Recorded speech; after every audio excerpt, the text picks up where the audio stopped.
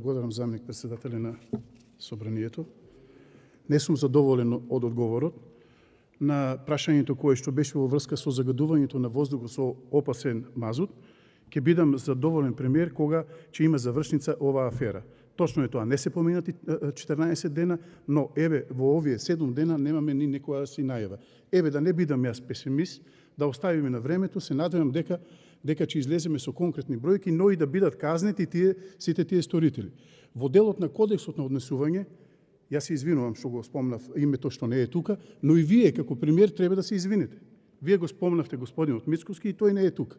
Инаку, еве јас сега да ви одговорам, според тоа што јас ги имам моите информации, господинот Мицкоски кажа, ако има и еден удел во некоја акција во хидроцентралите, веднаш да биде земен, да му биде одземен. Сега, одговорете па и вие на ова прашање.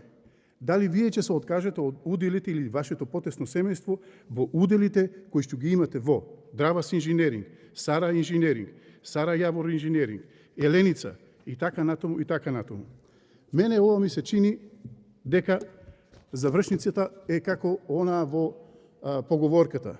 Ако сакаш некоја работа да не се заврши, формирај комисија и чекај ги резултатите. Се надевам дека ќе бидам јас демантиран и се надевам дека ќе излезе правдата на виделина, но да одговараат виновниците. Сепак народот и граѓаните се тие кои што должат. Пак ќе повторам, не сум задоволен апсолутно од одговорот, немам дополнително прашање. Благодарам. Благодарам. Следен за